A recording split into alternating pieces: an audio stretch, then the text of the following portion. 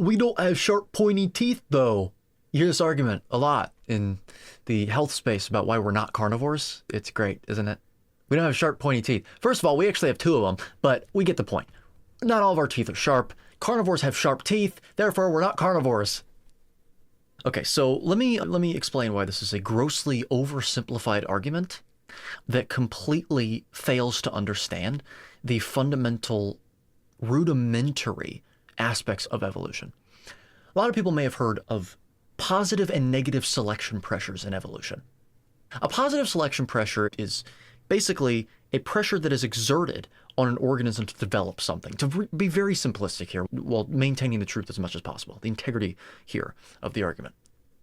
So if you need to develop something that allows you to hunt animals with your mouth, then, well, over time, long periods of time, you will have traits that are selected for that make it more efficient and proficient for an organism to do exactly that, like sharp, pointy teeth. You have a change in the facial structure as well that is associated with that in order to compensate for the new structure that your teeth are taking on. Then there are negative selection pressures. Negative selection pressures are often misunderstood. Traits are not selected against if they are not useful anymore. That's actually not how these things work.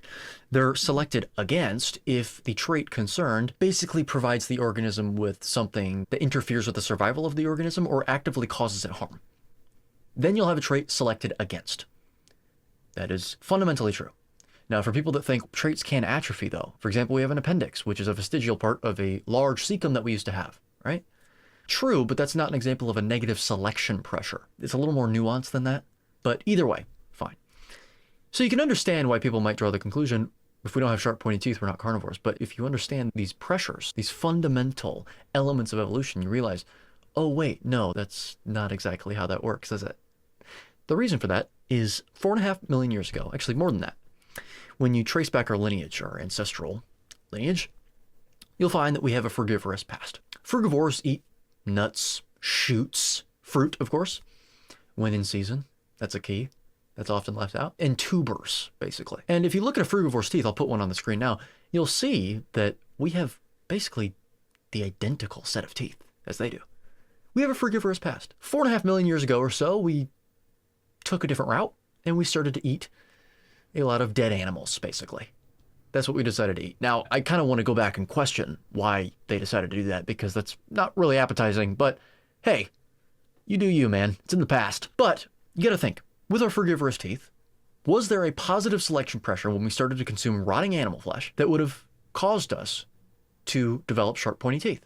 Well, no, because we were able to eat the meat totally fine with the teeth that we already had. Then, eventually, we became smarter and we invented tools. We produced tools and we used them to hunt live animals.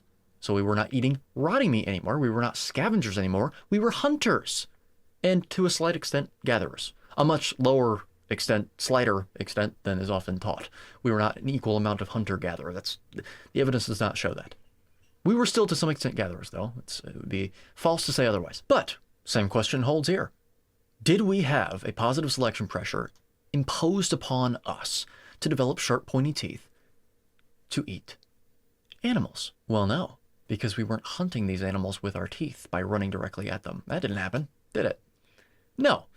In fact, we used tools, like I said. We were very tactical and strategic. Sometimes we ran at an animal, but I would argue that oftentimes we didn't do that at all. We threw things at them, spears. We had bows and arrows. So no, we still didn't have a pressure to develop sharp, pointy teeth. And here we are today, eating steak totally fine, without sharp, pointy teeth. So I hope that clears up this little myth. People like Lane Norton talk about this. They actually use this argument. It's kind of pathetic, okay? If you're going to talk about evolution, you have to know at least the basics of it. I'm not a major in evolutionary science, okay? You don't need a major in evolutionary science to understand this. So, with that being said, use this information to pummel your opponents. Just kidding. Use this information strategically. Add it to your arsenal of arguments whenever people argue with you about the carnivore diet and your approach and how you're going to kill yourself and we're not designed to eat meat because you don't have sharp, pointy teeth and da da da da da da da. So, I'll see you in the next one whenever we're reacting to someone else that says, I don't know, something like that. So, Till then.